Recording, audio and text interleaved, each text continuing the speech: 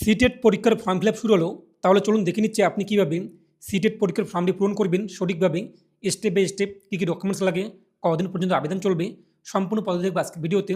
আর আপনি যদি এখনও পর্যন্ত ভিডিওতে লাইক না করে দেখেন, অবশ্যই লাইক করে দিন। এর পাশাপাশি চ্যানেল সাবস্ক্রাইব করে পাশে ক্লিক করে নোট সরকার রাখুন পরবর্তী ভিডিও সরকার পাওয়ার জন্য। আর আপনি যদি ভিডিওটি আমাদের ফেসবুক পেজ এমডি 360 দেখে দেখেন, অবশ্যই ফেসবুক পেজটি ফলো করুন।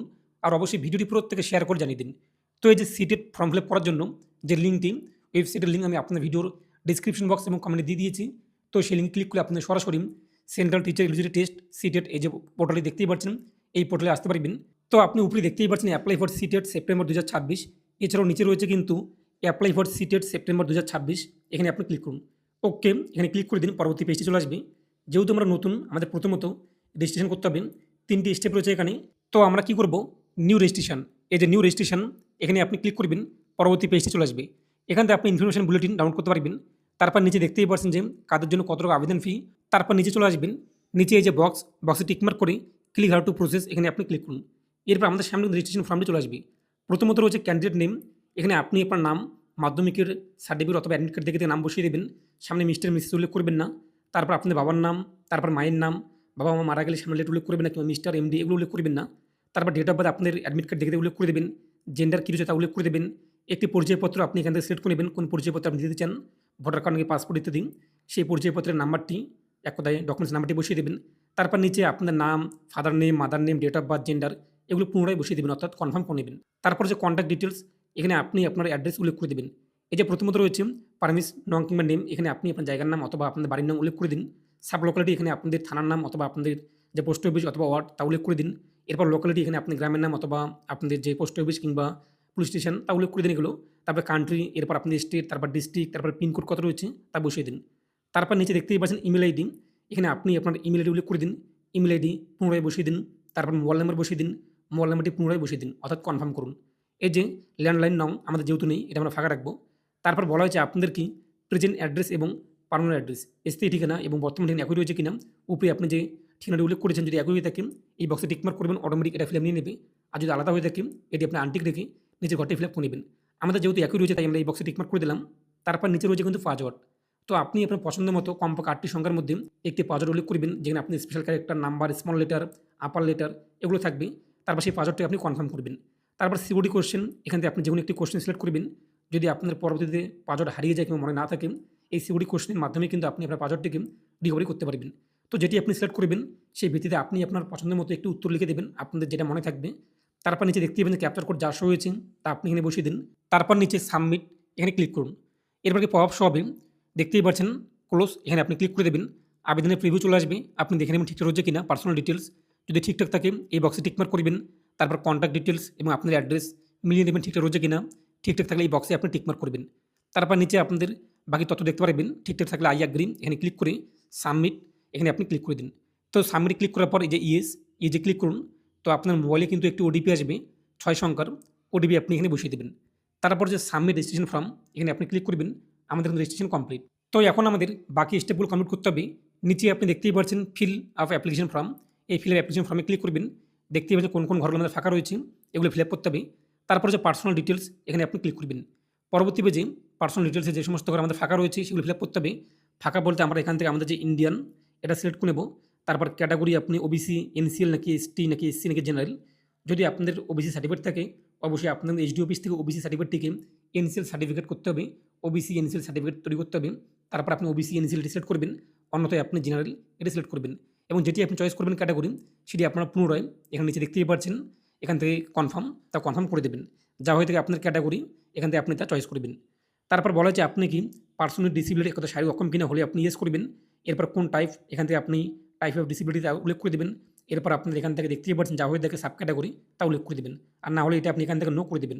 তারপর বলা হয়েছে আপনাদের কি পরীক্ষার সময় কোনো রকম স্ক্রাইবের সাহায্য দরকার রয়েছে কিনা, এক কথায় আপনি লিখতে পারেন না কিংবা আপনার সমস্যা রয়েছে, আপনার পরীক্ষায় স্ক্রাইবের দরকার রয়েছে, তাহলে আপনি এটা ইয়েস করে দেবেন। আর যদি দরকার না থাকে, এটা আপনি নো করে দেবেন। আমাদের দরকার নেই, এটা আমরা নো করে দেবো। তারপর এমপ্লয়মেন্ট স্ট্যাটাস, আপনি কোনো জব করেন কিনা, করলে আপনি এখান থেকে তা উল্লেখ করে দেবেন।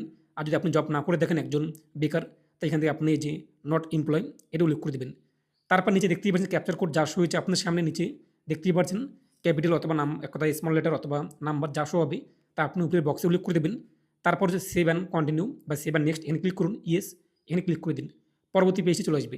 তো এরপর আমাদের এখান থেকে পোস্ট উল্লেখ করতে হবে কোন পোস্টে আপনি অ্যাপ্লাই করতে চান, ক্লাস 1 থেকে 5 নাকি 5 থেকে 8।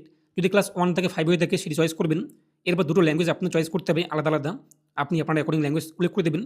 তারপর সেই পোস্টে অ্যাপ্লাই করার জন্য যোগ্যতা কি চাওয়া হয়েছে, কোন যোগ্যতা আপনার রয়েছে, উচ্চ মাধ্যমিক পাস এবং ডিএলএড নাকি আপনাদের যে স্পেশাল এডুকেশন আপনি কোর্স করেছেন কিংবা বিএলএড যা হয়ে থাকে আপনার অ্যাকর্ডিং এখান থেকে দেখে নেবেন কত নম্বর সিরিয়ালে আপনার যোগ্যতাটি রয়েছে।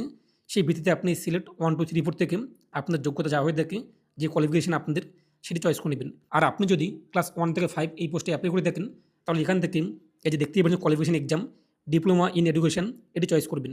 আর আপনি যদি পেপার 2 ক্লাস 6 থেকে 8ম শ্রেণী পর্যন্ত শিক্ষকতা করতে চান তাহলে সেটি আপনি চয়েস করবেন।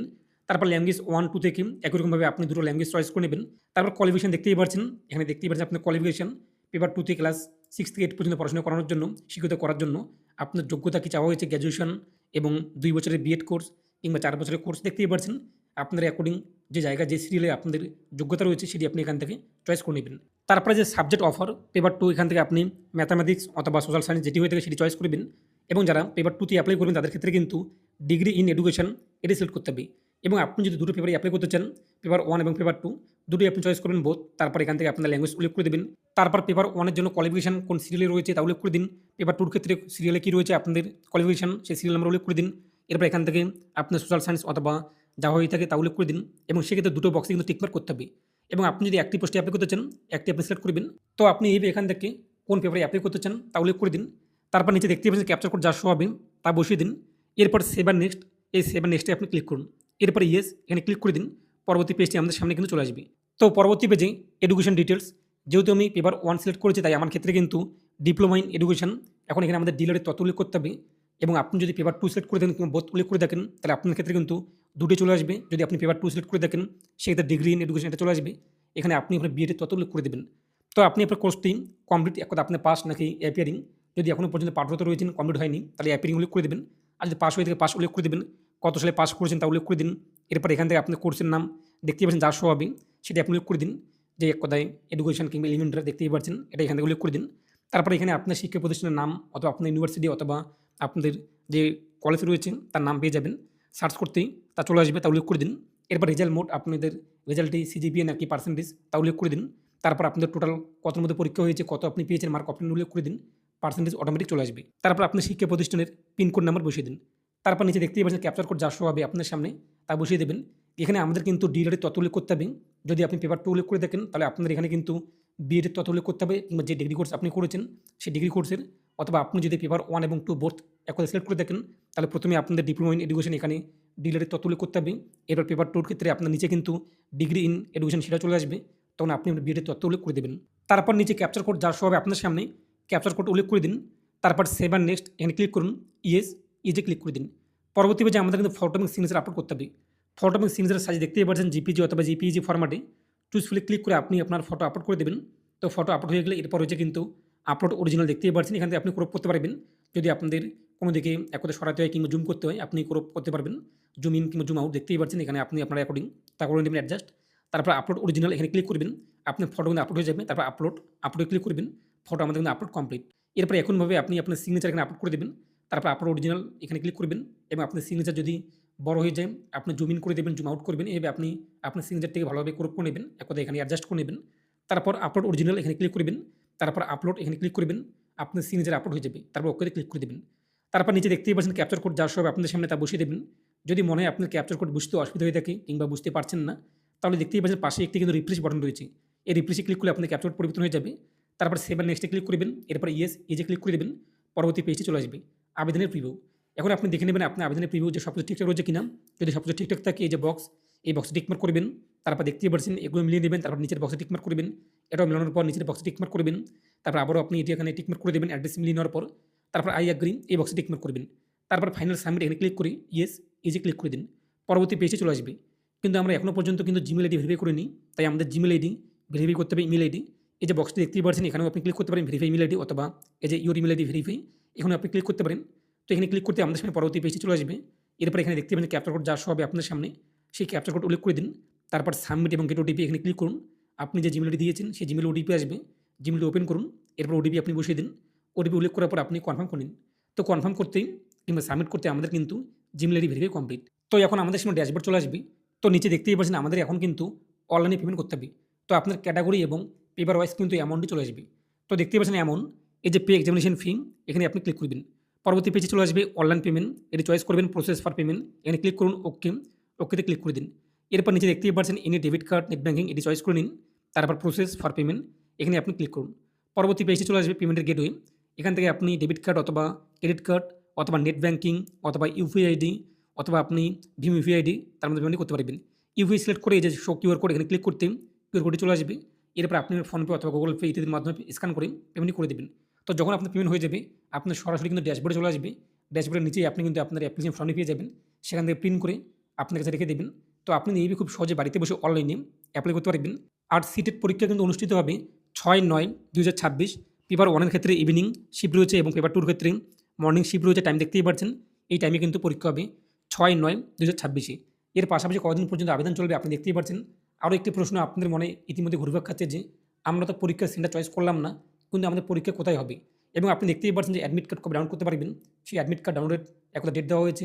পরীক্ষার 2 দিন আগে আপনি কিন্তু অনলাইনে সিটেট পোর্টালে এসে কিন্তু অ্যাডমিট কার্ড ডাউনলোড করতে পারবেন এবং পরীক্ষার সেন্টার আমাদের কোথায় পড়বে আপনি যা এখানে অ্যাড্রেস উল্লেখ করবেন সেই অ্যাড্রেস ওয়াইজ কিন্তু আপনাদের অটোমেটিক বাড়ির পাশে যেখানে সেন্টার রয়েছে সেখানে আপনি কিন্তু পরীক্ষার সেন্টার পড়বে।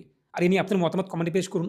আর অবশ্যই ভিডিওটি প্রত্যেকে শেয়ার করে জানিয়ে দিন এবং এই সমস্ত যে নোটিফিকেশন ডাউনলোড লিঙ্ক কিংবা ইনফরমেশন বুলেটিন সমস্ত লিঙ্ক আপনার ভিডিও ডিসক্রিপশন বক্স এবং কমেন্টে পেয়ে যাবেন।